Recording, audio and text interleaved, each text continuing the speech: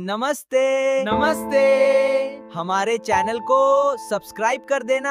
हाँ जरूर करना प्लीज। नमस्ते। आज हम एक बड़ी ही मजेदार कहानी देखने वाले हैं।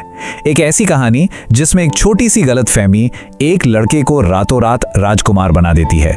अच्छा जरा सोचिए तो, क्या हो अगर 1 रुपए का टैटू आपको सीधा शहजादा बना दे। सुनने में ही कितना अजीब लग रहा है ना, पर यकीन मानिए यही इस कहानी का सबसे मजेदार हिस्सा है।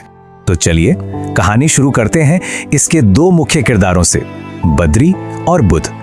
ये दोनों एकदम पक्के दोस्त हैं जिनकी स्कूल की जिंदगी अपनी ही मस्ती और बेफिक्री में चल रही थी। और फिर एक दिन स्कूल का जो रोज का माहौल था ना, वो अचानक बदल जाता है। एक अजनबी वहां आता है और उसकी आंखों में एक तलाश थी, एक खोए हुए राजकुमार की। और बद्री के हाथ पर एक निशान देखकर वो जोर से ऐलान कर देता है, शहजादा यही है, हमारे राजकुंवर। बस फिर क्या था, एक आम सा लड़का अचानक से एक ही पल में राजकुमार बन गया। अब देखते हैं कि कैसे बद्री की दुनिया पलक झपकते ही बदल जाती है। उसे अपनी जानी पहचानी गलियों से उठाकर एक ऐसे आलीशान महल में ले जाया जाता है जिसकी उसने कभी कल्पना भी नहीं की थी। बद्री तो बस देखता ही रह गया। अरे वो एक ऐसे महल में पहुंच गया जो उसके पूरे स्कूल से भी बड़ा था, और वहां उसकी मुलाकात होती है राजा से, जिन्हें पूरा यकीन था कि बद्री ही उनका बिछड़ा हुआ बेटा है। और ये देखिए उसकी जिंदगी में कितना बड़ा बदलाव आया था।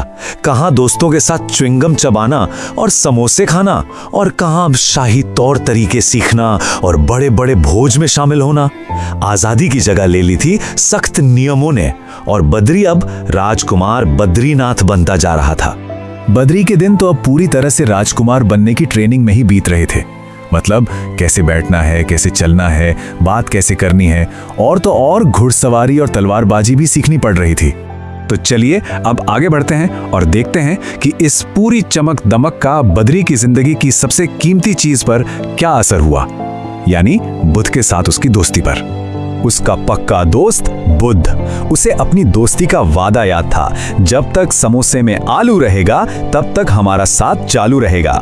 और बस यही सोचकर वो अपने दोस्त से मिलने के लिए निकल पड़ता है। लेकिन बेचारा जैसे ही महल के गेट पर पहुंचा, बुध और उसके हाथ में जो समोसा था उसका स्वागत बड़े ही रूखेपन से हुआ। पहरेदार ने उसे डांट कर कहा, चलो निकलो यहां से, राजकुमार विश्राम कर रहे हैं।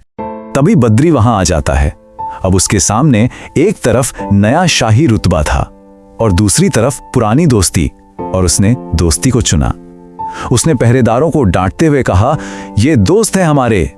ये साबित कर दिया कि महल की दीवारें उसकी वफादारी को कैद नहीं कर सकती। और अब आता है कहानी का सबसे मजेदार मोड़, जहां ये पूरा शाही नाटक एक बड़े ही अनोखे तरीके से खुलने लगता है।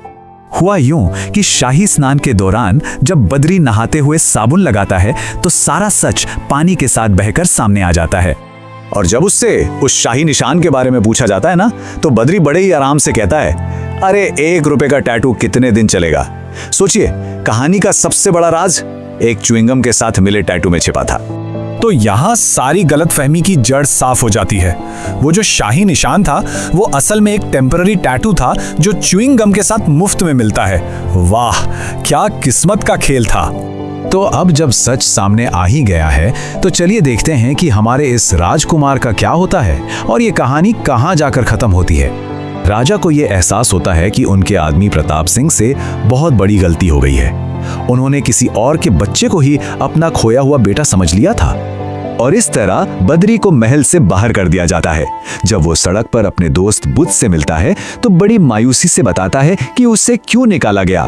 पता चला कि वो कुंवर नहीं बल्कि पुअर है। एक शब्द के फेर ने सब कुछ बदल दिया। और फिर बद्री कहता है उसे अपने स्कूल का रास्ता पता है, और वो अपनी पुरानी असली दुनिया में वापस लौट जाता है। और आखिर में ये कहानी हम सब के लिए एक सवाल छोड़ जाती है कि असली महल कौन सा है, दौलत और शान और शौकत से भरा हुआ कोई किला, या फिर वफादारी और अपनेपन से भरी एक सच्ची दोस्ती।